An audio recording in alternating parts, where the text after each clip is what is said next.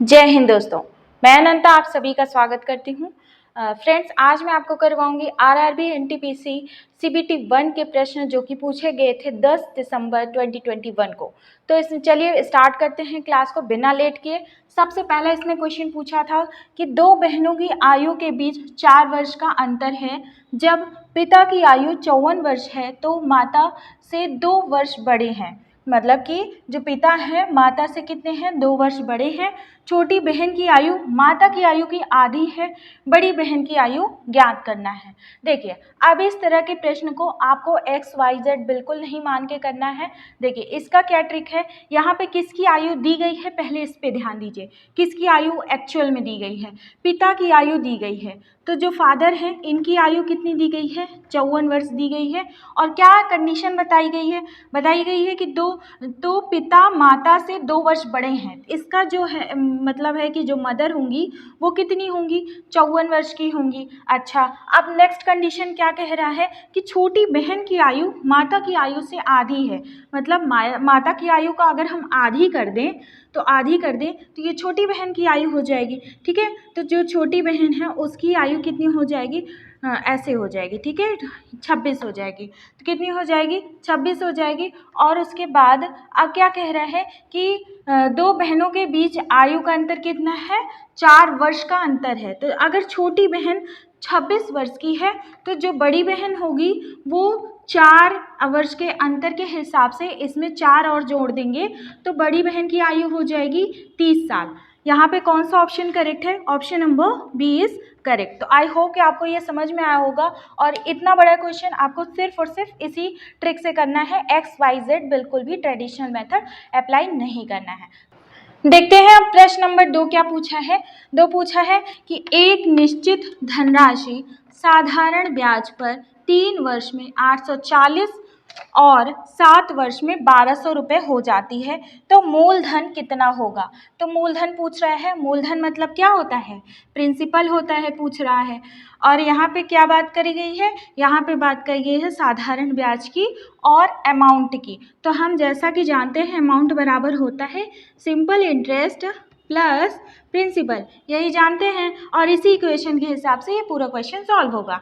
देखिए, एक निश्चित धनराशि, कोई निश्चित धनराशि है, मतलब जो प्रिंसिपल है, जो मूलधन है वो निश्चित है, लेकिन उस पर अगर हम 3 वर्ष का ब्याज लगाते हैं तो हमें कितना प्राप्त होती है राशि, तो प्राप्त होती है 840 रुपये। तो इसका मतलब अमाउंट हमें जो प्राप्त हो रहा है 840 प्राप्त हो रहा है। कब प्राप्त हो रहा है, 3 साल के इंटरेस्ट लगाने पर। तो यहाँ पे 3 साल का इंटरेस्ट भी जोड़ेगा, किसमें, इस प्रिंसिपल में, किसी निश्चित राशि में। ये इक्वेशन 1 हो गया। अब इसी तरह से दूसरा भी इक्वेशन बनाएंगे। 7 वर्ष में 1200, मतलब 1200 हो जा रही है कब, 7 साल के इंटरेस्ट के हिसाब से।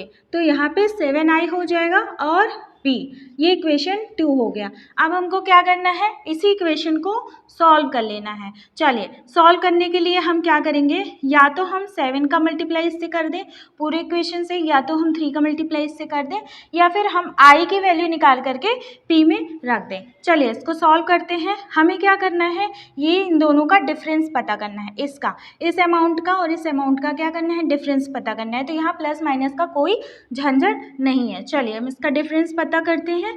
तो कितना आया, 360 आ गया। कितना आ गया, 360 आ गया। और यहाँ पे कितना आ जाएगा, 7 और 3, यहाँ पे 4i हो जाएगा और ये कैंसिल हो जाएगा। ठीक है, p और से p कैंसिल हो जाएगा। तो 4 साल का इंटरेस्ट ये है। ठीक है, 1 साल का इंटरेस्ट कितना हो जाएगा, 1 साल का इंटरेस्ट हो जाएगा 90। ठीक है, अब चलिए हम देख लेते हैं 3 साल का इंटरेस्ट कितना होगा। 3 साल का इंटरेस्ट होगा 90 गुणे 3 बराबर कितना हुआ, 270। 270 रुपये 3 साल का इंटरेस्ट हुआ। क्यों हमने 3 साल का निकाला, क्योंकि अगर हम 3 साल का निकालेंगे तो इक्वेशन 1 में रखने से हमें हमारे मूलधन की वैल्यू आ जाएगी। ठीक है, तो इक्वेशन 1 में अगर हम 370 रखेंगे 3i की जगह तो कितना हो जाएगा, 270 सॉरी, और यहाँ पे p। ठीक, अब देखिए इसको हम क्या करेंगे, माइनस करेंगे।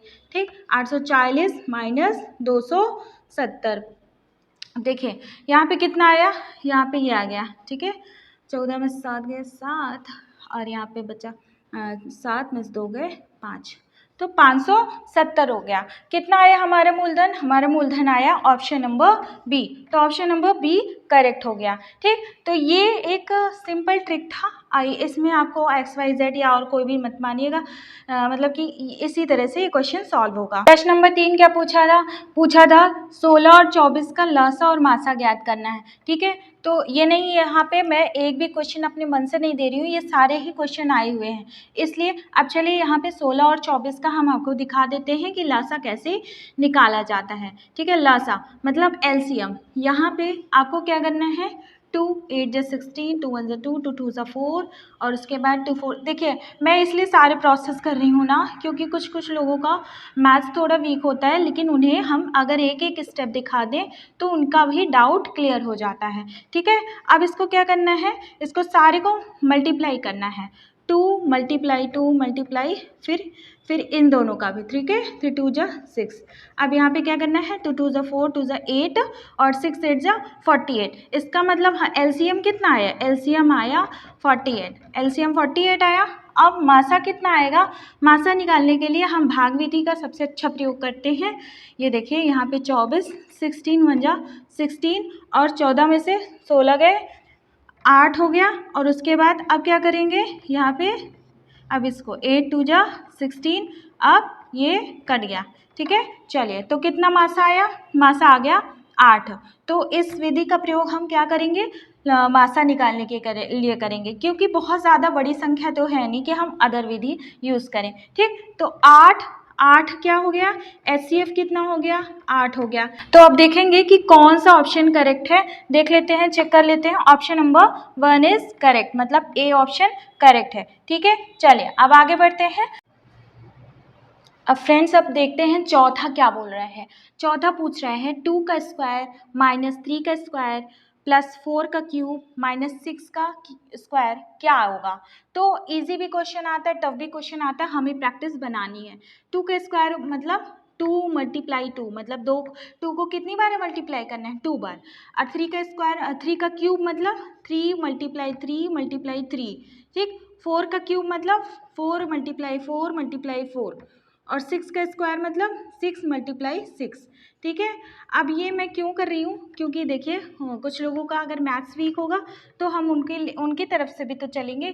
2 2 जा कितना हो जाएगा 4, माइनस 3 3 जा 9 3 जा 27 प्लस 4 4 जा 16 4 जा 64 माइनस 6 6 जा 36। अब क्या करेंगे, अब हमें प्लस प्लस वालों को पहले ऐड कर लेना है। प्लस प्लस कौन है, 4 है और 64 है, तो हो गया 68।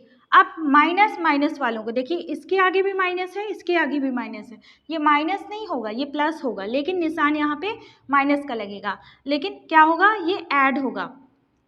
यहाँ पे 27 और 36 को अगर हम ऐड करेंगे तो कितना आएगा, 1 13 3 6, ठीक है 63 आया। ठीक, अब इसको क्या करेंगे, अब सीधे सीधे इसको घटा देंगे तो आ जाएगा 5 आंसर। ठीक, तो ऑप्शन नंबर कौन सा करेक्ट है, option number B is correct. चलिए प्रश्न नंबर 5 देख लेते हैं। बड़ा तो बहुत दिख रहा है ये प्रश्न, लेकिन है बहुत आसान, क्योंकि ये प्रश्न देखते हैं क्या कह रहा है। एक व्यक्ति 3000 रुपये की एक साइकिल खरीदता है। कोई साइकिल है, उसका दाम कितना है, 3000 रुपये है।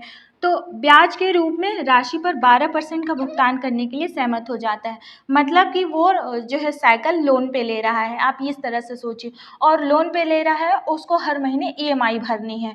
ठीक है, और कितने रुपए के हिसाब से हर महीने EMI भरनी है, 12% के हिसाब से EMI भरनी है। अच्छा, कितनी किस्तें भरना है, उसको कितनी किस्तें भरना है, 12 समान मासिक किस्तें भरना है। और हमें क्या ज्ञात करना है, हमें ये पता करना है कि प्रत्येक किस्त कितनी होगी। तो टोटल कितनी किस्त है, 12 किस्त भरना है, और एक किस्त कितनी होगी ये हमें पता करना है। चलिए अब सबसे पहले हम देख लेते हैं कि 12% के हिसाब से 3000 रुपये का ब्याज कितना होगा। ठीक है, टोटल ब्याज, कुल ब्याज कितना होगा।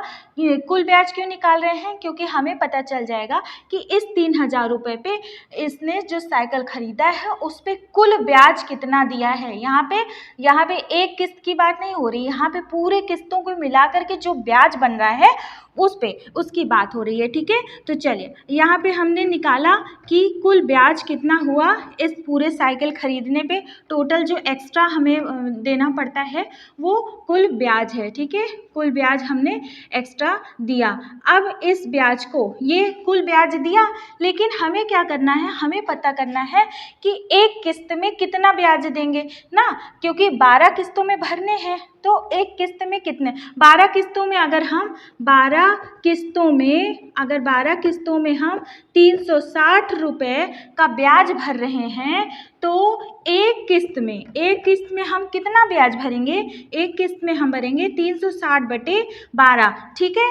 तो क्या हो जाएगा, 30 रुपये ब्याज भरेंगे एक किस्त में। मतलब कि यहाँ पे जो एक किस्त का हमें पता करना है, तो हम क्या करेंगे, अब 3000 रुपये के हिसाब से 3000 जो मूलधन है इसको हम 12 से क्यों भाग करेंगे, इससे हमें ये पता चल जाएगा कि मूलधन को अगर हम 12 किस्त में दें ना, 12 किस्त में दें तो एक किस्त में मूलधन का कितना हिस्सा हम देंगे, ठीक है। तो कितना हिस्सा देंगे यहाँ पे 250, ठीक है। तो ये मूलधन का हो गया, ठीक, मूलधन का एक किस्त का हो गया, एक किस्त का मूलधन का एक किस्त का ये हो गया, और ब्याज का एक किस्त का ये हो गया।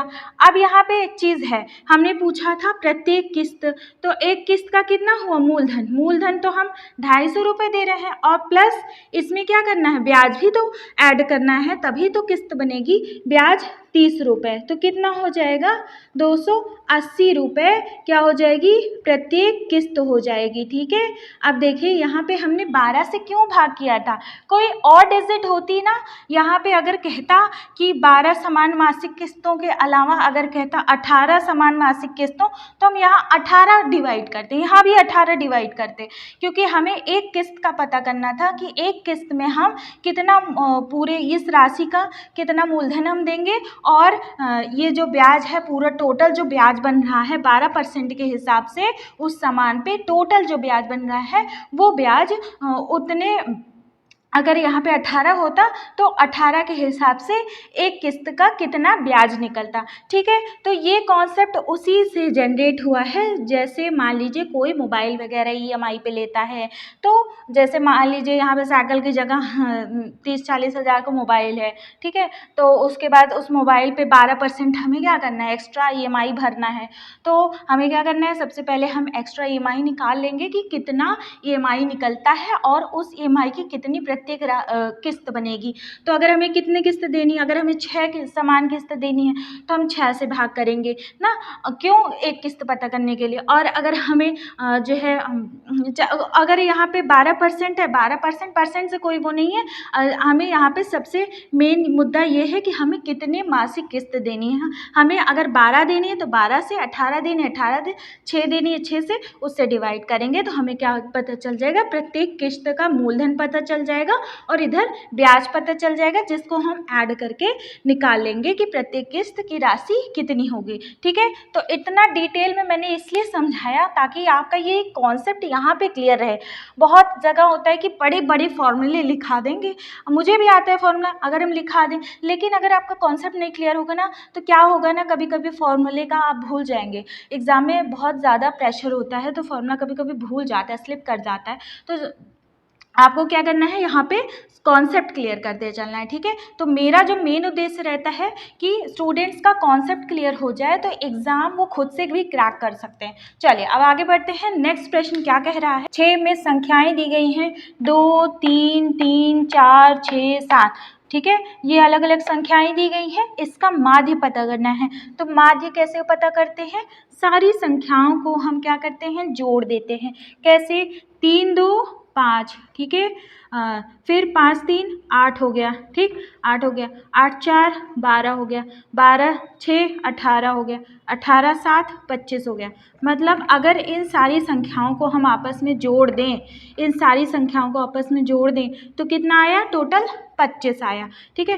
अब 25 आ गया, माध्य कैसे आएगा, माध्य क्या करना है, जितने पद हैं, कितनी संख्याएं गिन लेते हैं, 1, 2, 3, 4, 5, 6, 6 है ना, तो 6 से इसको क्या करेंगे, भाग भाग करेंगे। अब यहाँ पे चलिए हम आपको कुछ दिखाते हैं, ठीक है। भाग क्यों हम यहाँ पे आपको दिखाना चाह रहे हैं, देखिए 6 और 25, यहाँ पे कितना होगा 6 4 जा 24 पॉइंट, यहाँ पे 1 आ गया।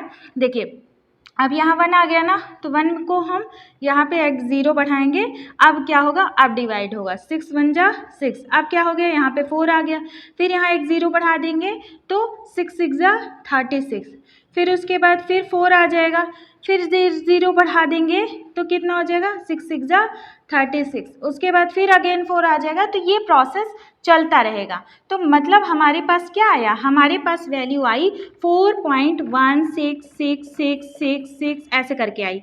लेकिन अब इसको हम कैसे सॉल्व करते हैं, जब इस तरह की चीज़ें आ जाती हैं ना, तो हमें क्या करना है, एक मिनट इसको रिमूव कर देते हैं, जो एक्स्ट्रा है ये देखिए यहाँ से रिमूव कर दें।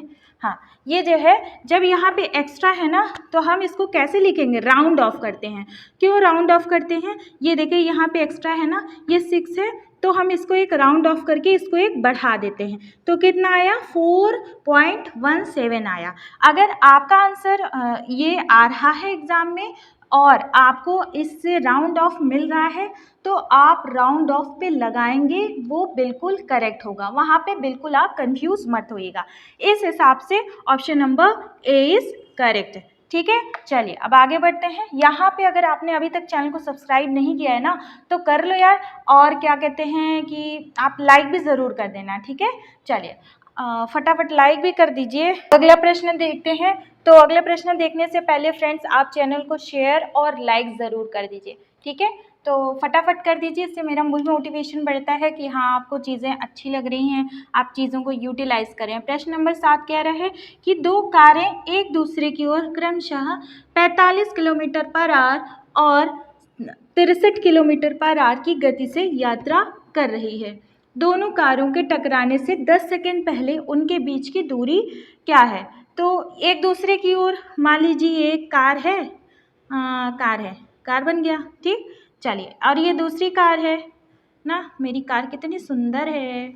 चलिए, तो यहाँ पे दूसरी कार हो गया। अब ये दोनों कार इस पॉइंट पे टकराएंगी, इस पॉइंट पे टकराएंगी, इस पॉइंट पे टकराएंगी, और यहाँ से यहाँ तक का कितना है 10 सेकेंड है, ठीक है। 10 सेकेंड यहाँ से यहाँ तक टाइम लग रहा है, ठीक है।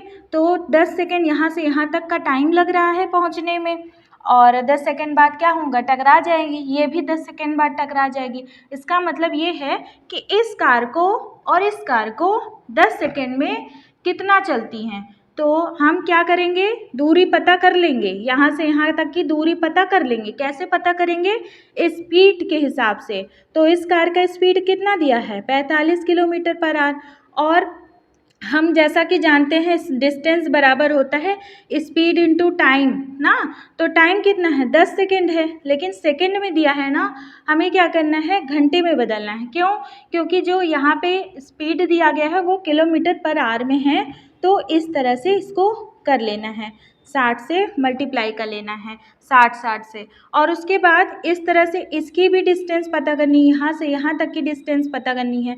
तो यहाँ से यहाँ तक की जो डिस्टेंस होगी वो कितनी होगी, इस स्पीड के हिसाब से होगी, 63 मल्टीप्लाई फिर 10 सेकेंड बटे 60 गुणे 60।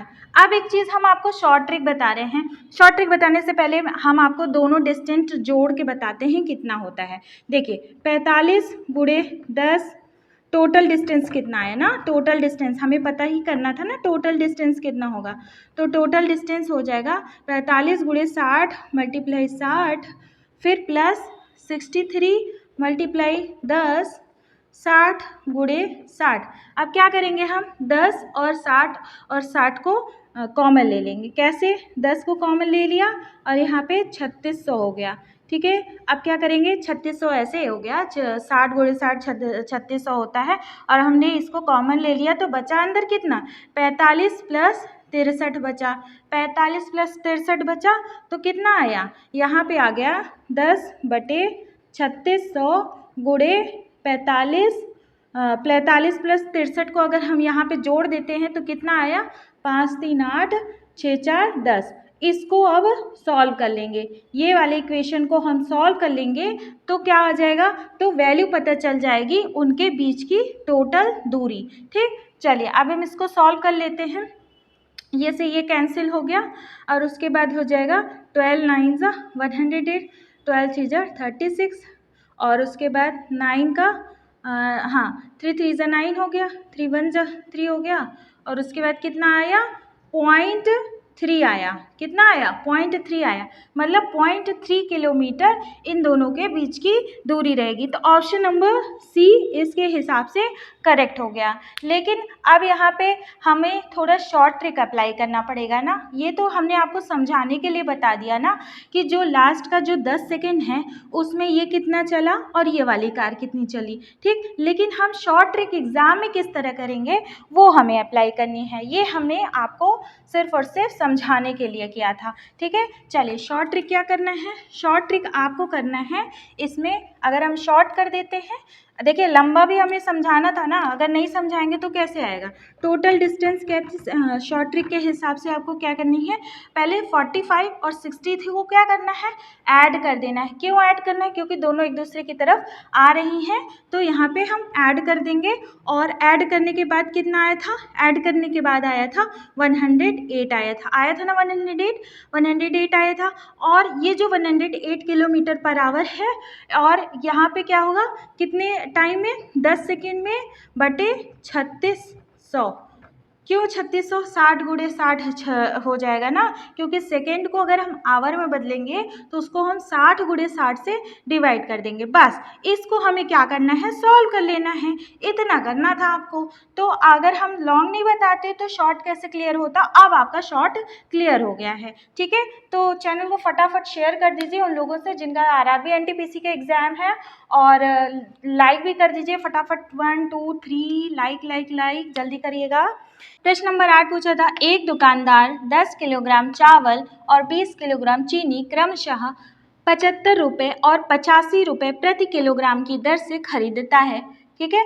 और बेचते समय चावल पर 20% और चीनी पर 10% का लाभ होता है। कुल बिक्री पता करनी है कि टोटल कितने रुपए के उसने 10 किलोग्राम और 20 किलोग्राम बेचा है, मतलब 10 किलोग्राम चावल और 20 किलोग्राम चीनी कितने रुपए का मिला करके बेचा है, ये प्रश्न है। तो हमें क्या करना है, हमें पता करना है सेलिंग प्राइस। सेलिंग प्राइस किसका पता करना है, 10 किलोग्राम चावल का, ठीक है, 10 किलोग्राम चावल का सेलिंग प्राइस प्लस पता करना है 20 किलोग्राम चीनी का सेलिंग प्राइस। हम ऐसे क्यों लिख रहे हैं, हम आपको समझाने के लिए लिख रहे हैं, क्योंकि हम यहाँ पे एक एक स्टेप आपको करके दिखाएंगे जैसे कि आप एग्ज़ाम में बिल्कुल भी ना हो, ठीक है। अब 10 किलोग्राम का चावल का जो सेलिंग प्राइस क्या हो जाएगा, देखिए सेलिंग प्राइस क्या हो जाएगा, जो इसका सेलिंग प्राइस हो जाएगा ये 75 रुपये। सबसे पहले हम इसका कॉस्ट प्राइस लिख देते हैं। अब इस कॉस्ट प्राइस पे, इस क्रय मूल्य पे इसको कितना लाभ हुआ है, 20% का लाभ हुआ है चावल पर ना, तो यहाँ पे हम 120 करेंगे, ठीक है। अब ये हो गया, ये जो इतना हो गया, इस 10 को छोड़ दीजिए। अगर आप इस 10 को छोड़ देते हैं तो ये 1 किलोग्राम चावल का बेचने वाला मूल्य हो गया, ठीक है।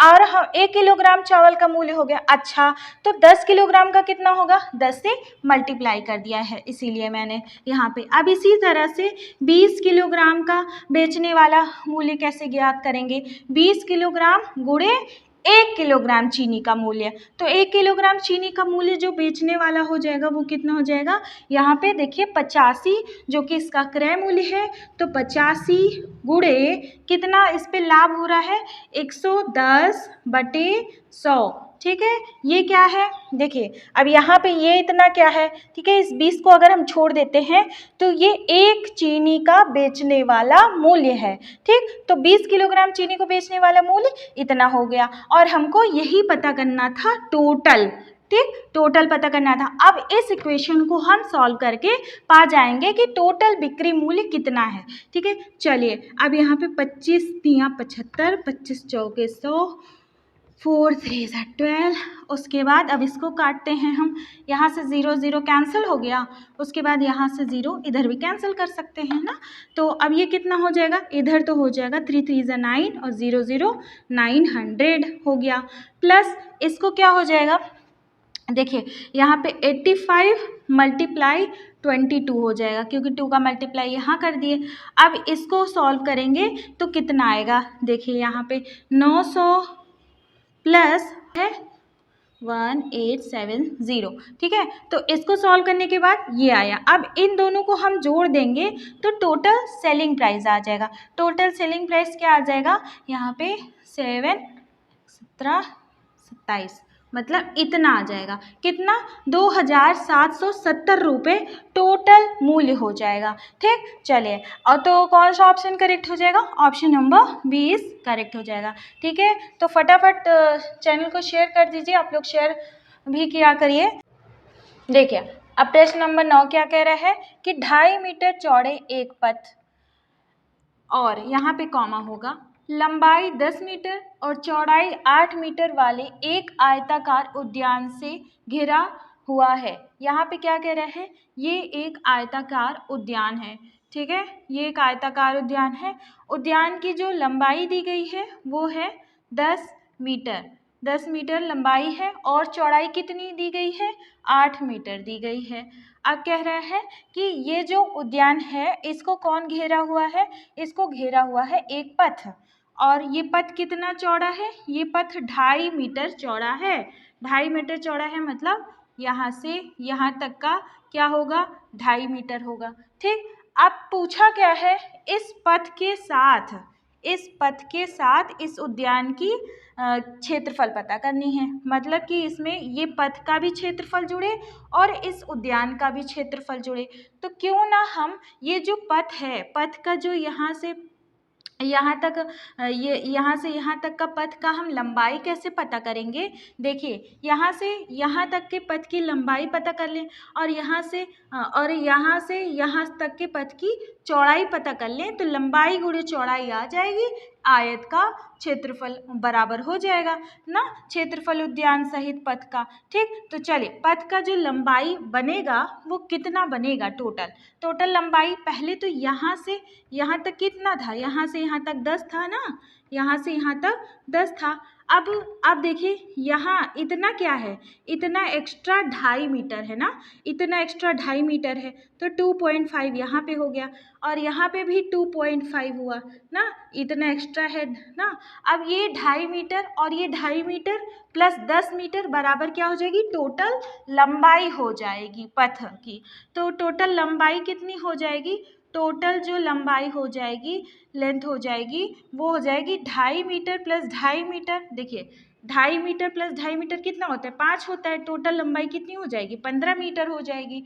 ठीक है, अब इसी तरह से टोटल हम चौड़ाई पता करेंगे, मतलब यहाँ से यहाँ तक टोटल चौड़ाई पता करेंगे। अब देखिए यहाँ तक का तो चौड़ाई हमें पता है, यहाँ से यहाँ तक का चौड़ाई कितना है, 8 मीटर है ना, यहाँ से यहाँ तक का चौड़ाई 8 मीटर है। अब जो ये चौड़ाई है, ये जो एक्स्ट्रा है, ये देखिए 2.5 मीटर है ना एक्स्ट्रा, यहाँ पे 2.5 मीटर, मतलब हम 8 मीटर में इधर भी 2.5 मीटर जोड़ेंगे, इधर भी 2.5 मीटर जोड़ेंगे, मतलब जो चौड़ाई हो जाएगी वो 8 मीटर में 5 मीटर जोड़ देंगे, 2.5 प्लस 2.5 5 होता है, तो 8 5 कितना हो गया, 8 5 हो गया 13 हो गया। ठीक, अब इसका पूरा का हमें पता चल गया लंबाई और चौड़ाई, तो क्षेत्रफल क्या होगा, लंबाई गुणे चौड़ाई, तो 15 गुणे 13 कर देंगे।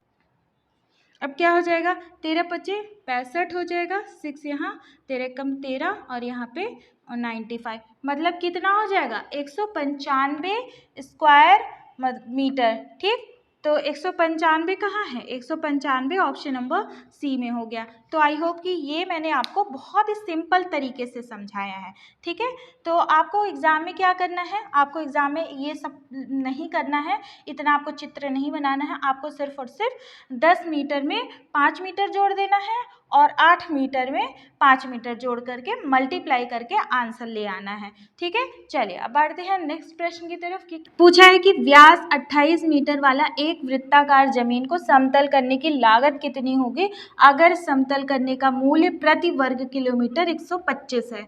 कह रहा है ये देखिए एक सर्कल है, सर्कल वाली जमीन है, उबड़ खाबड़ होगी, तो इसका डायमीटर दिया गया है, इसका व्यास दिया गया है, ये डायमीटर है, तो व्यास दिया गया है कितना है 28 मीटर व्यास है। ठीक है, व्यास 28 मीटर है। और हमें क्या ज्ञात करना है, पहले ये तो हम पता करें। हमें पता करना है कि इस ज़मीन को समतल करने में कितना लागत आएगा। अब ये कह रहा है कि एक वर्ग, देखिए यहाँ पे आपको कैसे पता चलेगा कि आपको क्या निकालना है। देखिए यहाँ पे 125 रुपये प्रति वर्ग दिया गया है। इसका मतलब कि एक वर्ग क्षेत्रफल पे 125 रुपये इसको देना पड़ रहा है। ठीक, तो यहाँ पे कितने वर्ग क्षेत्रफल पे हम 125 के हिसाब से कितना रुपए देंगे। ठीक, तो हमें क्या करना है, इसका एरिया निकाल लेना है। अगर हम एरिया निकाल लेंगे तभी हम पता कर पाएंगे कितना मूल्य लगेगा। ठीक है, तो एरिया क्या होता है, एरिया होता है पाई आर स्क्वायर एरिया होता है सर्कल का। और पाई का वैल्यू बोला है क्वेश्चन में 22/7 रखना ही रखना है। रेडियस कितना हो जाएगा, मतलब त्रिज्या कितनी हो जाएगी, इसकी आधी हो जाएगी तो 14 हो जाएगी। तो 14 का स्क्वायर करेंगे। ठीक है, 14 का स्क्वायर क्या करेंगे तो कितना हो जाएगा 14 × 14। अब क्या करेंगे 7 2 हो गया 14। अब यहाँ पे 44 × 14 कितना आएगा यहाँ पे 16 आया। इतना क्या आया, इतना मीटर स्क्वायर आया ना, मीटर, हाँ मीटर में है तो मीटर स्क्वायर आया। मतलब क्या, अब यहाँ पे क्वेश्चन क्या कह रहा है, क्वेश्चन पे हम आ गए। मतलब 1 मीटर स्क्वायर पे 125 रुपये है, 125 रुपये लागत लग रही है। तो इतने मीटर स्क्वायर पे 616 मीटर स्क्वायर पे कितना लगेगा, तो 125 × 616। अगर हम इसको मल्टीप्लाई करेंगे तब हमें पता चलेगा कि कितना रुपए लागत लगी है टोटल, तो हमें आंसर मिल जाएगा। तो इसको मल्टीप्लाई करने के बाद क्या आएगा, इसको मल्टीप्लाई करने के बाद आप कर लीजिएगा, इतना ही आएगा। ठीक है, तो कौन सा ऑप्शन करेक्ट हो गया, option number D is correct. ठीक है, तो आई होप कि आपको ये समझ में आया होगा। तो एग्ज़ाम में आपको क्या करना है, एग्ज़ाम में सिर्फ और सिर्फ इसको कर लेना है और यहाँ से जो आए उसको मल्टीप्लाई कर देना उसमें। ठीक, चलिए अब प्रश्न नंबर 11 क्या पूछा है कि कॉसेक 90 - थीटा की वैल्यू क्या होगी। तो tan थीटा होगी, cot थीटा होगी कि sec थीटा होगी कि cos थीटा होगी। तो कॉसेक 90 - थीटा होता है sec थीटा। ठीक है, अब यहाँ पे tan 90 - थीटा क्या होता है ये भी जान लीजिए, क्योंकि अगली बार ये भी पूछ सकता है। तो क्या होगा cot थीटा। अब यहाँ पे sin 90 - थीटा कितना होगा, sin 90 - थीटा होगा cos थीटा। अब इसी का रिवर्स। ठीक है, तो चलिए अब आपको आगे पता चल गया। अब आगे कर लेंगे। अगर tan और sin का पूछा जाएगा, अगर cot का पूछा जाएगा तो cot में ऐसे पूछा जाएगा। देखिए यहाँ पे cot होगा 90 - थीटा, तो कितना आएगा tan थीटा आएगा ना, और cos 90 - थीटा तो साइन थीटा हो जाएगा इसका। ठीक है, तो आई होप कि आपको समझ में आया होगा। इसी तरह से सेक 90 - थीटा बराबर कॉसेक थीटा। प्रश्न नंबर 12 क्या पूछा है, प्रश्न नंबर 12 पूछा है एक कार पहला 30 किलोमीटर 60 किलोमीटर/आवर की गति से यात्रा करती है। मतलब पहला 30 किलोमीटर है वो कितने गति से यात्रा करती है, उसकी स्पीड कितनी है, स्पीड है 60 किलोमीटर/आवर। ठीक है, पहला 30 किलोमीटर। अब कह रहा है कि अगला 20 किलोमीटर, जो यहाँ से लेके अगला जो 20 किलोमीटर है वो कितने दूर, मतलब कितने स्पीड से तय करती है, स्पीड से तय करती है 80 किलोमीटर/आवर की स्पीड से तय करती है। अब पूछ रहा है कि तो औसत गति पता करनी है, तो औसत गति कितनी होगी ये हमें ज्ञात करना है। सबसे पहले हम क्या करेंगे, हमें पता कर लेना है कि ये जो 30 किलोमीटर पहले चल रही है इसमें कितना समय लग रहा है इसको। तो हम जानते हैं समय बराबर होता है डिस्टेंस अपॉन स्पीड। ठीक है, तो डिस्टेंस कितना है 30 किलोमीटर, तो 30 किलोमीटर बटे 60। ठीक, 30 किलोमीटर बटे 60 कितना आ जाएगा 1/2 घंटा आ गया। अब यहाँ पे दूसरे वाले केस में कितना इसको समय लग रहा है, दूसरे वाले केस में समय लग रहा है 20/80। मतलब 1/4, 1/4 घंटे लग रहे हैं। अब ये जो T1 टाइम है और ये T2 टाइम है, दोनों अलग अलग टाइम है ना, हम टोटल समय पता कर लेंगे। टोटल समय बराबर हो जाएगा T1 प्लस T2, क्या हो जाएगा 1/2 प्लस 1/4। अब क्या करेंगे ना, हमें इसको जोड़ना है, तो जोड़ने के लिए हम पहले नीचे वाला बराबर कर देते हैं। तो नीचे वाला बराबर करने के लिए हमने ऊपर नीचे से 2 मल्टीप्लाई कर दिया, 2 मल्टीप्लाई कर दिया तो ये हो गया 2 2 ज़ा 4 और ये 2/4, कितना हो जाएगा, टोटल टाइम हो जाएगा 3/4। और टोटल डिस्टेंस कितनी है, ये होगा टोटल डिस्टेंस कितनी है, टोटल जो डिस्टेंस है वो टोटल डिस्टेंस कितनी है 30 प्लस 20, 30 प्लस 20 टोटल डिस्टेंस हो गई। अब टोटल डिस्टेंस बटे टोटल टाइम, जितना टाइम लग रहा है, क्यों, क्योंकि इसी से पता चलेगा जो हमारा औसत गति है। ठीक है, औसत गति पता चल जाएगी। तो औसत गति बराबर कितना हो जाएगा, जो ये डिस्टेंस है इसको ऐड कर लेंगे तो 50 हो जाएगा। अब बटे 3/4, तो 3/4 को यहाँ बटे ना करके हम यहाँ पे मल्टीप्लाई करेंगे तो कितना आ जाएगा 200/3। अब इसको हम क्या करेंगे, कट करेंगे तो 3 6 ज़ा 18, फिर 3 6 ज़ा 18, फिर पॉइंट, फिर 6, फिर 6, फिर 6, ऐसे बढ़ता रहेगा। तो ये कितना हो गया, ये किलोमीटर पर आवर हो गया। तो ये एवरेज स्पीड आ गई, मतलब एवरेज गति आ गई, औसत गति आ गई। तो औसत गति को हम क्या करेंगे, हमें कैसे लिखना होगा, 66 पॉइंट। अब देखिए यहाँ पे 66 कहीं है ऑप्शन में, हाँ ऑप्शन नंबर डी में है 66, लेकिन यहाँ ऑप्शन नंबर डी में 7 लिखा है। तो हम क्या करेंगे, एक राउंड ऑफ करके बढ़ा देंगे। तो हम कौन सा ऑप्शन करेक्ट हो गया, option number D is correct. I hope कि आपको ये समझ में आया होगा। ठीक है, तो इसी तरह से इस क्वेश्चन को करना है आपको। देखिए यहाँ पे मैंने समझाने के लिए ये सारी चीज़ें लिखी हैं, आप लिखिएगा मत, आप डायरेक्ट शॉर्ट यहाँ से कर दीजिएगा और यहाँ से शॉर्ट करके ऐड कर दीजिएगा। उसके बाद जो टोटल डिस्टेंस है, टोटल डिस्टेंस बटे टोटल टाइम बराबर क्या हो जाएगा, औसत गति हो जाएगा। ठीक है, चलिए इस क्वेश्चन को कैसे करेंगे, देखिए x प्लस वाई की वैल्यू दी गई है, x माइनस वाई की वैल्यू दी गई, x और y की वैल्यू पता करनी है। तो हमें क्या करना है, हमें इस इक्वेशन को ऐसे लिख लेना है। ठीक है, 19x minus Y is equals to 7। ठीक है, अब क्या करेंगे, इसको हम ऐड कर देते हैं। यहाँ पे हम ऐड कर दिए तो 2x हुआ और कितना हुआ यहाँ पे 26, x बराबर कितना हो जाएगा 13 आ गया। और यही x की वैल्यू हम रखेंगे, इसमें रख दे रहे हैं, पहले वाले इक्वेशन में रख दे रहे हैं। तो y बराबर हो जाएगा 19 और यहाँ पे x की वैल्यू हमने 13 रखी और 13 इधर गया तो हो जाएगा -13। ठीक है, तो y की वैल्यू कितनी हो जाएगी, y की वैल्यू हो जाएगी 6। ठीक, अब चलिए यहाँ पे x इंटू वाई कितना हो जाएगा, मतलब 13 इंटू 6, 13 इंटू 6 कितना हो जाता है 13 इंटू 6 हो जाता है 78। तो ऑप्शन नंबर क्या हो जाएगा, ऑप्शन नंबर सी करेक्ट हो जाएगा। ठीक, चलिए तो इजी भी क्वेश्चन आता है, मॉडरेट भी क्वेश्चन आता है, हमें तो सारे ही क्वेश्चन सॉल्व करने, क्योंकि हम यहाँ पे बैठे हैं PYQ सॉल्व करने। ठीक, चलिए कि एक नल 20 मिनट में एक टंकी को भर सकता है, यदि रिसाव 60 मिनट में टंकी को खाली करने में सक्षम है तो टंकी कितने समय में भरेगी। क्या कह रहा है क्वेश्चन, कोई एक नल है, मान लीजिए ए नल है, ठीक है, उसका नाम ए है, वो क्या करता है 20 मिनट में टंकी को भर देता है। तो यहाँ पे 20 मिनट में वो भरता है, 20 मिनट में भरता है, इसलिए हम यहाँ पे प्लस पॉइंट लगा रहे हैं।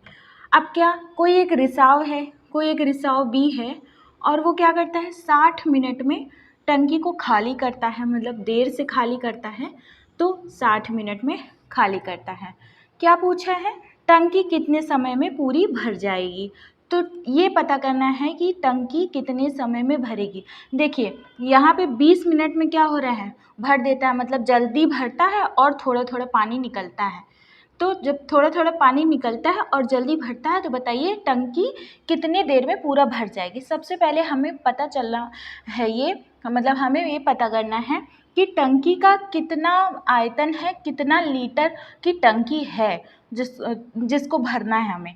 तो कितने लीटर की टंकी है कैसे पता चलेगा, 20 और 60 का हम क्या करेंगे, 20 और 60 का एलसीएम ले लेंगे। ठीक है, तो यहाँ पे 20 और 60 का एलसीएम ले लिए, ये इस तरह से एलसीएम लिया जाता है, कितना आया 3 2 जा 6 और यहाँ पे 60, इसका मतलब ये हुआ टोटल 60 लीटर की टंकी है। तो अब 60 लीटर को टंकी जो है 20 मिनट में अगर इस 60 लीटर भर दे रहा है तो 1 मिनट में कितना भरेगा? 1 मिनट में ए कितना भरेगा? ए जो है 1 मिनट में भरेगा 3 लीटर। ठीक है, 3 लीटर 1 मिनट में भरेगा। अच्छा, अब बी का 1 मिनट में 1 लीटर खाली करेगा। ठीक है, बी 1 मिनट में 1 लीटर खाली करेगा। बी समझ में आ रहा है ना? अब देखिए यहाँ पे क्या किया है, वही कॉन्सेप्ट है, वर्क टाइम एंड वर्क वाला कॉन्सेप्ट यहाँ लगा देंगे, बस बातें थोड़ी अलग है। यहाँ पे क्या कर रहा है, 1 मिनट में 3 लीटर भर रहा है ये, और ये बी वाला जो रिसाव है वो 1 मिनट में 1 लीटर खाली कर रहा है। अच्छा, तो दोनों क्या होगा, 1 मिनट में टंकी कुल कितना भर पाई? 1 मिनट में कुल कितना भरी? देखिए 3 लीटर तो भरी, लेकिन उसमें से 1 लीटर निकल गया, तो 3 में से 1 गए 2। इसका मतलब ये हुआ कि 1 मिनट में 2 ही लीटर भर पा रहा है ना। तो अच्छा, अब 2 लीटर अगर 1 मिनट में भर पा रहा है तो 60 लीटर कितने मिनट में भर पाएगा? 1 लीटर भरेगा 1/2 मिनट में। ठीक, अब 60 लीटर बढ़ेगा 60/2 मिनट में। ठीक है, मतलब 30 मिनट में पूरी की पूरी टंकी भर जाएगी। तो कौन सा ऑप्शन करेक्ट होगा? Option number C is correct. ठीक है, तो यहाँ से हमने क्या पता किया था, एलसीएम क्यों निकाला था? हमने इसलिए निकाला था हमें पता चल जाए कि पूरे टंकी में कितना लीटर भरा जा सकता है। अब प्रश्न नंबर 15 क्या पूछा था, एक वस्तु 25% के लाभ पर 2100 रुपये में बेचा जाता है, तो इसका क्रय मूल्य ज्ञात करना है। सीधे क्या करना है आपको? क्रय मूल्य ज्ञात करना है। अब क्रय मूल्य बराबर होता है, देखिए क्रय मूल्य गुणे क्या होता है, कितना लाभ या हानि हुआ है। 100, ये हम फॉर्मूला बता दे रहे हैं आपको, प्लस माइनस, अगर लाभ हुआ है तो हम ऐड करेंगे और हानि हुआ है तो घटाएंगे। तो यहाँ क्या है, लाभ है, तो हम क्या करेंगे, 100 प्लस करेंगे, कितना लाभ है वो लिखेंगे।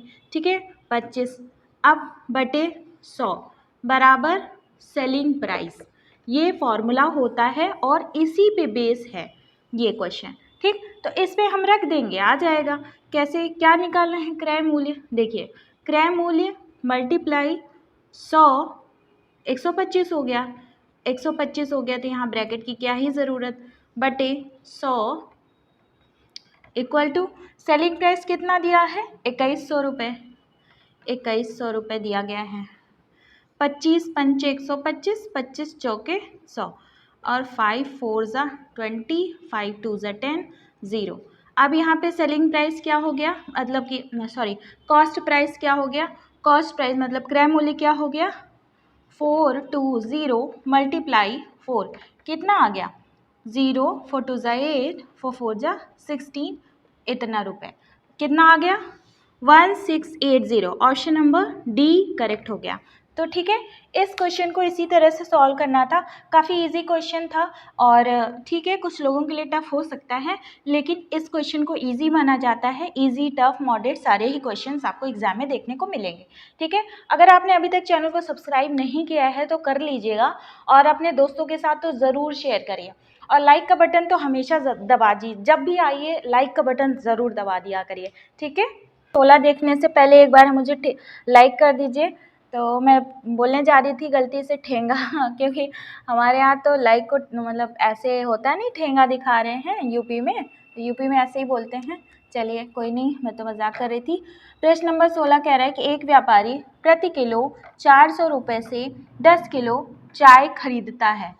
तो अब यहाँ पे क्या कह रहा है कि जो आधी मात्रा है वो 20% हानि पर बेचता है, मतलब 5 केजी को 20% हानि पर बेचता है, 20% हानि पर बेचता है, और 5 केजी को 10% लाभ पर बेचता है, 5 केजी को 10% लाभ पर बेचता है, और पूछ रहा है कि उसको कितना लाभ या हानि हुआ टोटल में।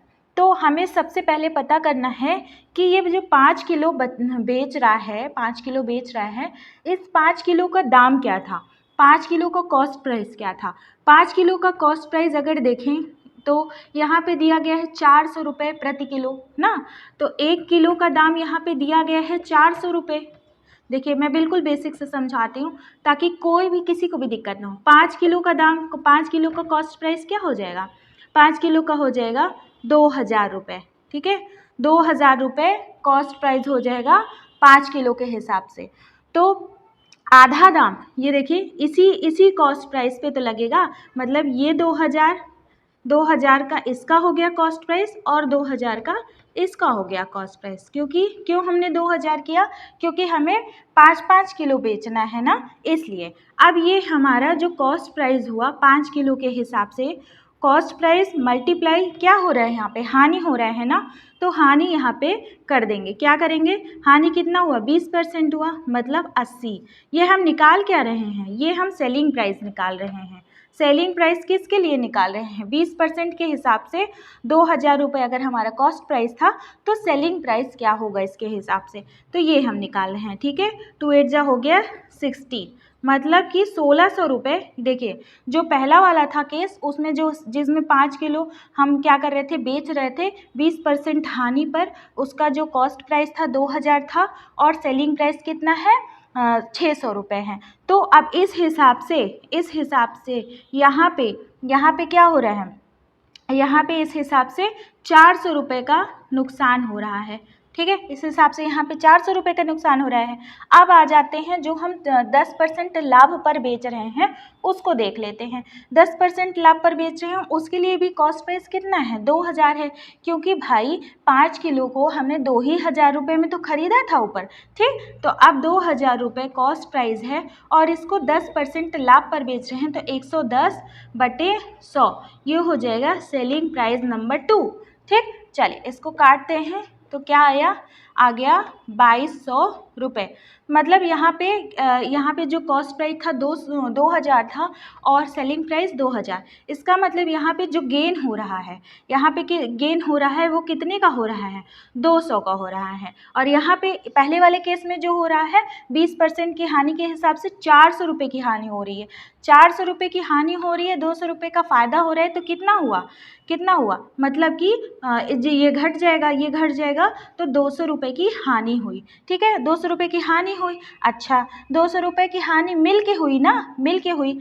तो अब हम क्या करेंगे, इसी हानि पर क्या करेंगे, कॉस्ट प्राइस निकालें, मतलब इसी हानि पर निकालेंगे, हानि प्रतिशत निकालेंगे। और हानि प्रतिशत हम क्या जानते हैं कि क्या है, हानि प्रतिशत हम जानते हैं। देखिए हानि प्रतिशत बराबर हुआ, यहाँ पे कितनी हानि है, 200 की हानि है, तो हम यहाँ पे 200 लिख देंगे, मल्टीप्लाई 100। और अब यहाँ पे आप कॉस्ट प्राइस में 2000 नहीं लिखेंगे क्योंकि यहाँ पे कंबाइंड आया है ना, तो आपको कंबाइंड लिखना पड़ेगा। मतलब 2000 + 2000 कितना टोटल कॉस्ट हो गया, कॉस्ट प्राइस हो गया 4000 का टोटल। अब इसको कट करेंगे, यहाँ से कट कर दीजिए तो 5%। तो कितने परसेंट की हानि हो रही है, 5% की हानि पूरे में हो रही है। तो मुझे लगता है कि आपको समझ में आ गया होगा। अगर थोड़ा भी डाउट होगा ना तो चलिए फिर मैं एक बार आपको रिपीट कर देती हूँ। देखिए कोई एक व्यापारी है, प्रति किलो 400 रुपये में 10 केजी चाय बेचता है, खरीदता है। अब क्या हो रहा है, यहाँ पे आधी मात्रा को, आधी मतलब 5 केजी को क्या करता है, 20% के हिसाब से बेचता है। तो हम 5 केजी को 20% के हिसाब से बेचता है, तो 5 केजी को खरीदा कितने में होगा, 5 केजी को खरीदा होगा 2000 रुपये में खरीदा होगा। ठीक है, 5 केजी को 2000 रुपये में, हमें कॉस्ट प्राइस पता चल गया। अब जब कॉस्ट प्राइस पता चल गया तो हम क्या करेंगे, इसी कॉस्ट प्राइस से ये हानि प्रतिशत का फॉर्मूला लगा करके सेलिंग प्राइस पता कर लेंगे। ठीक है, सेलिंग प्राइस पता कर लेंगे। यहाँ पे मैंने 80 क्यों लिखा है, क्योंकि 100 में से 20 घटाएंगे तो 80 ही आएगा। तो ये सेलिंग प्राइस हो जाएगा किसका, 20% हानि वाले का। अब उसके बाद दूसरे शेष कितना बचेगा, 5 किलो ही तो बचेगा। जब 5 किलो ही मैंने क्या किया, हानि पे बेच दिया, तो 5 किलो जब मैं लाभ पे बेच रही हूँ तो 5 किलो का जब लाभ पे बेचूंगी तो कॉस्ट प्राइस मल्टीप्लाई 110/100 बराबर क्या हो गया, सेलिंग प्राइस नंबर 2। तो ये सेलिंग प्राइस आ गया। ठीक है, अब यहाँ से क्या किया, यहाँ से मैंने निकाल लिया कि कितना इसको लाभ हुआ है। तो इसको लाभ हुआ है सेकंड केस में 200 रुपये का, और पहले केस में कितना हानि हुआ है, देखिए 200 रुपये कॉस्ट प्राइस था, यहाँ से जब मैंने यहाँ का सेलिंग प्राइस निकाला तो 1600 रुपये आया, तो बराबर क्या हो गया, 400 हो गया। ठीक है, 400 माइनस का 400 है ना, तो माइनस का 400 प्लस का 200 बराबर माइनस का 200। तो यहाँ पे माइनस का साइन का मतलब यही होता है हानि। ठीक, अब उसके बाद हानि प्रतिशत बराबर क्या होगा, हानि का जो वैल्यू आया है बटे टोटल कॉस्ट 4000। हम यहाँ 2000 क्यों नहीं लिखे, क्योंकि हम यहाँ पे कंबाइंड किए हैं ना, 5 किलो को 5 किलो को 5 किलो को 5 किलो को कंबाइंड करके यहाँ पे हानि प्रतिशत निकाल रहे हैं। ठीक है, तो चलिए ये आपका रहा आंसर। ठीक, चलिए इसको आप शॉर्ट भी कर सकते हो, मतलब कि यहाँ पे ये वाला स्टेप मत करिएगा एग्जाम में, डायरेक्ट ये तो जान ही जाएंगे आप मल्टीप्लाई करके, आप सिर्फ इसको करिएगा। इसमें 1600 देखिए, अच्छा 1600 देखिए तो 400 उधर हो गया, फिर इस तरह से करके कर सकते हैं। ठीक है, चलिए अब आपकी सुबह की सैर के दौरान एक व्यक्ति सोमवार से शुक्रवार तक 3 kilometre, 4 kilometre, 3.5 kilometre, 5 kilometre, 4.5 kilometre की दूरी तय करता है। क्या कह रहा है ये देखिए, Monday, Tuesday, Wednesday, Thursday, Friday. ठीक है, फ्राइडे तक की दूरी की देखिए, मंडे को 3 किलोमीटर चला, ठीक है, यहाँ पे 3 किलोमीटर चला, और ट्यूसडे को 4, वेडनेसडे को 3.5, थर्सडे को 5 किलोमीटर और फ्राइडे को 4.5 किलोमीटर तय चला इसने दूरी। अब कह रहा है उसे 2 अधिक दिनों में कितनी दूरी तय करनी चाहिए। 2 अधिक दिन कौन से बचे, सैटरडे बचे प्लस संडे बचे, तो 2 अधिक दिनों में मान लेते हैं वो x दूरी चलता है। ठीक है, तो अब 2 अधिक दिनों में कितनी दूरी चलता है, x दूरी चलता है। अब कह रहे हैं उसका प्रति सप्ताह औसत 4 किलोमीटर प्रतिदिन हो जाए। ठीक है, तो 4 औसत क्या हो, 4 किलोमीटर प्रतिदिन हो जाए। एक दिन का औसत कितना है, 4। ठीक, तो 7 दिनों का औसत कितना हो जाएगा, 7 दिनों का औसत हो जाएगा 4 गुणे 7। ठीक, तो अब यहाँ पे इसको हम सब ऐड करेंगे, क्योंकि औसत ऐसे ही निकलता है, सारी चीज़ों को ऐड करके बटे कितना था, अगर हम यहाँ पे बटे क्या करते, 7 करते, बटे 7 करते, यहाँ पे देखिए बटे 7 करते तो बराबर औसत आ जाता ना, बराबर औसत आ जाता।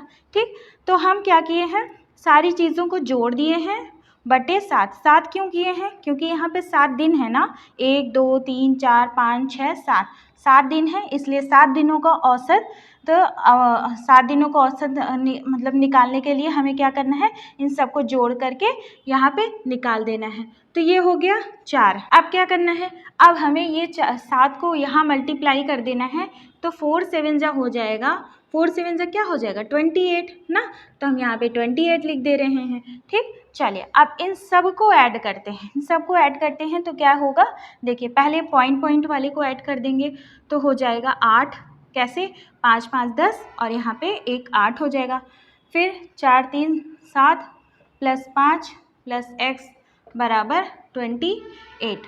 अब यहाँ पे हो गया 7 5 12 8 20, 20 प्लस x बराबर 28, x बराबर क्या हो जाएगा, 28 माइनस 20 बराबर 8, मतलब कि ये 8 क्या है, 8 किलोमीटर है, मतलब उसको सैटरडे और संडे को मिला करके 8 किलोमीटर चलना होगा, तभी उसका प्रतिदिन औसत कितना आएगा, 4 किलोमीटर प्रतिदिन औसत आएगा। ठीक है, तो ऑप्शन नंबर कौन सा करेक्ट हो गया, option number A is correct. आपको एग्जाम में क्या करना है, इतना लिखना थोड़ी है, आपको एग्जाम में सारा ऐड करना है, और उसके बाद अगर प्रतिदिन का औसत दिया है 4, 7 दिनों का औसत कितना हो जाएगा, 4 7 जा 28 ना, तो 28 में से इन सब का माइनस कर देंगे तो सैटरडे और संडे का आ जाएगा। ठीक, चलिए अब आगे बढ़ते हैं।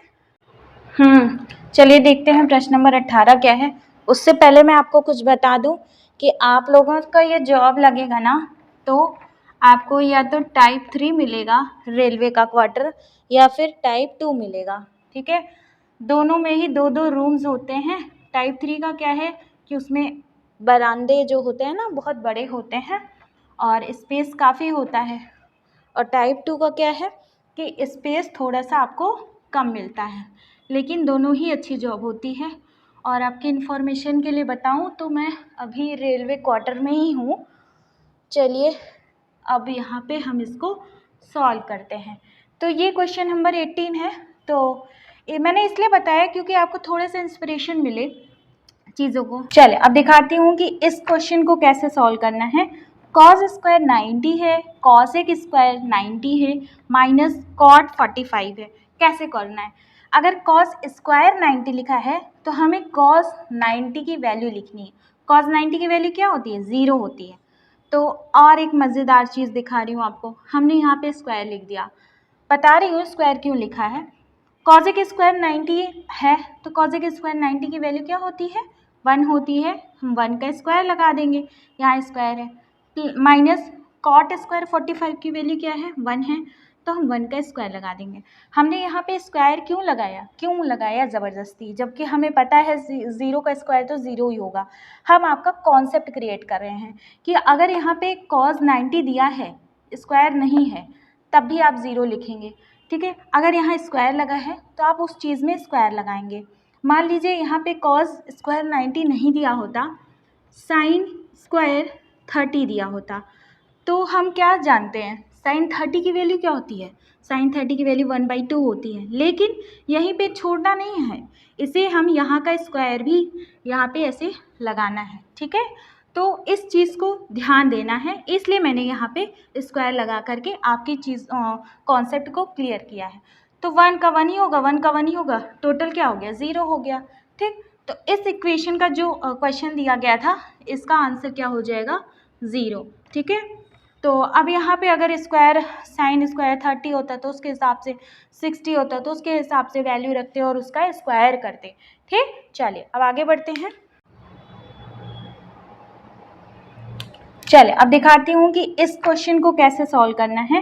कॉस स्क्वायर 90 है, कॉसेक स्क्वायर 90 है, माइनस कॉट 45 है। कैसे करना है? अगर कॉस स्क्वायर 90 लिखा है तो हमें कॉस 90 की वैल्यू लिखनी है। कॉस 90 की वैल्यू क्या होती है? 0 होती है। तो और एक मज़ेदार चीज़ दिखा रही हूँ आपको। हमने यहाँ पे स्क्वायर लिख दिया।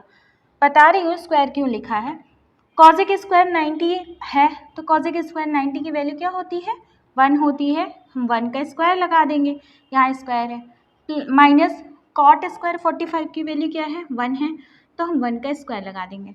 हमने यहाँ पे स्क्वायर क्यों लगाया ज़बरदस्ती, जबकि हमें पता है 0 का स्क्वायर तो 0 ही होगा। हम आपका कॉन्सेप्ट क्रिएट कर रहे हैं कि अगर यहाँ पे कॉस 90 दिया है, स्क्वायर नहीं है, तब भी आप 0 लिखेंगे। ठीक है, अगर यहाँ स्क्वायर लगा है तो आप उस चीज़ में स्क्वायर लगाएंगे। मान लीजिए यहाँ पे कॉस स्क्वायर 90 नहीं दिया होता, साइन स्क्वायर 30 दिया होता, तो हम क्या जानते हैं? साइन 30 की वैल्यू क्या होती है? साइन 30 की वैल्यू 1/2 होती है। लेकिन यहीं पे छोड़ना नहीं है, इसे हम यहाँ का स्क्वायर भी यहाँ पे ऐसे लगाना है। ठीक है, तो इस चीज़ को ध्यान देना है, इसलिए मैंने यहाँ पे स्क्वायर लगा करके आपकी चीज़ कॉन्सेप्ट को क्लियर किया है। तो 1 का 1 ही होगा, 1 का 1 ही होगा, टोटल क्या हो गया? 0 हो गया। ठीक, तो इस इक्वेशन का जो क्वेश्चन दिया गया था, इसका आंसर क्या हो जाएगा? 0। ठीक है, तो अब यहाँ पे अगर स्क्वायर साइन स्क्वायर 30 होता तो उसके हिसाब से 60 होता तो उसके हिसाब से वैल्यू रखते और उसका स्क्वायर करते। ठीक, चलिए अब आगे बढ़ते हैं। देखिए अब प्रश्न नंबर 20 पे आते हैं। प्रश्न नंबर 20 पे आने से पहले लाइक कर दीजिए क्लासेस को और शेयर फटाफट कर दीजिए, क्योंकि लाइक और शेयर देखने के बाद मेरा फेस कुछ इस तरह से हो जाता है। देखिए इस तरह से हो जाता है, तो मेरे फेस पे इस तरह की स्माइल आ जाती है। चलिए बढ़ते हैं। यहाँ पे क्वेश्चन नंबर 20 पे कह रहा है कि ये एक संख्या है। क्या संख्या है? 3105 एक संख्या है। ठीक, इसको 3, 4, 5 और 6 से पूर्णतः विभाजित करने के लिए जोड़े जाने वाली सबसे छोटी संख्या ज्ञात करनी है। मतलब इसमें हम इस 3105 में ऐसी कौन सी संख्या हम जोड़ दें कि ये जो है 3 से डिवाइड हो जाए, 4 से, 5 से और 6 से भाग हो जाए। क्या चीज़ ऐसा हम इस संख्या में जोड़ें? ठीक है, सबसे पहले हम ऐसे क्वेश्चंस को करने के लिए सबसे पहले क्या करते हैं? एलसीएम ले लेते हैं 3, 4, 5 और 6 का। ठीक है, 2 से काटेंगे, क्यों? बिल्कुल बेसिक से हम करेंगे। 2 3 जा 6 हो जाएगा और 3 1 जा यहाँ पे 2, 5 और 1 हो जाएगा। मतलब क्या आ गया? 2 × 3 × 2 × 5 कितना आ जाएगा, टोटल 60 आ जाएगा। अब हम इसको डिवाइड करेंगे, तो इसके एलसीएम जो आया उस एलसीएम से हम इसको भाग करेंगे। क्यों? क्योंकि देखिए ये जो 60 है ना वो 3 से भी कटेगा, 4 से भी, 5 से भी, 6 से भी, इसलिए हम इसको 60 से भाग करेंगे। अगर ये दी गई संख्या इस 60 से पूरी तरह कट गई तब मानेंगे कि ये 3 से, 4 से, 5 से और 6 से कट जाएगा। लेकिन अगर कुछ कमी रह गया 60 से कटने में तो हम उसमें जोड़ेंगे, ठीक है, इस संख्या में जोड़ेंगे। जैसे कितना होगा इसका 500 6 5 30 300, तो 60 पंचे 300 हो गया। अब यहाँ पे 10 आ गया। अब क्या हुआ, यहाँ पे 5 हो गया। चलिए अब इसमें हम क्या करेंगे, देखिए इसमें 105 आ रहा है, 105 आ रहा है, लेकिन हम क्या जानते हैं 60 × 2 कितना होता है, 120 होता है, 120 होता है ना। अगर ये 120 होता, ये 105 वाला 120 होता, तब जो है 60 से पूरी तरह कट जाता ना, 60 से पूरी तरह तब कटता जब ये 120 होता। 120 तब कब होता यहाँ पे 15। इसका मतलब यहाँ पे अगर हम 15 और जोड़ दें ना, इसमें 15 जोड़ेंगे, इसका मतलब इस वाले संख्या में 15 जोड़ेंगे, तब जो है जा कर के ये 3, 4, 5 और 6 से पूर्णतः विभक्त होगा। तो सबसे छोटी संख्या कौन सी हो गई, सबसे छोटी संख्या हो गई 15। 15 आंसर हो गया इसका, ठीक। तो कौन सा आंसर करेक्ट है, option number C is correct, ठीक है। चैनल को फटाफट शेयर कर दीजिए और अपने फ्रेंड्स से जिनका एनटीपीसी के एग्ज़ाम है, और यहाँ पे मैं अच्छे तरीके से करा रही हूँ, जीएस वगैरह भी है, करंट अफेयर से अपडेटेड करा रही हूँ, और जीएस में स्टैटिक वाइज करा रही हूँ। पूरा ही टॉपिक अच्छे से कंप्लीट होगा आपका। जिन्होंने जीएस की क्लास नहीं देखी है वो जा कर के देख लें, उनको जीएस में पक्का मज़ा आने वाली है, ठीक है। अगर सिलेक्शन लेना है, जॉब आपको 100% सिक्योर करनी है, तो आप अभी से जुड़ जाइए, ठीक है। अभी से मेहनत करिए, जो जो टॉपिक मैं आपको करवा रही हूँ वो टॉपिक आप कंप्लीट कर लीजिए, ठीक है। और मेरे चेहरे पे स्माइल लाने के लिए चैनल को सब्सक्राइब और लाइक ज़रूर कर लीजिएगा, बेल आइकन को प्रेस कर लीजिएगा, नोटिफिकेशन टाइम पर मिलती रहेगी, ठीक है। फिर मिलते हैं नेक्स्ट क्लास में, तब तक के लिए बाय बाय, टेक केयर, नमस्कार, जय हिंद।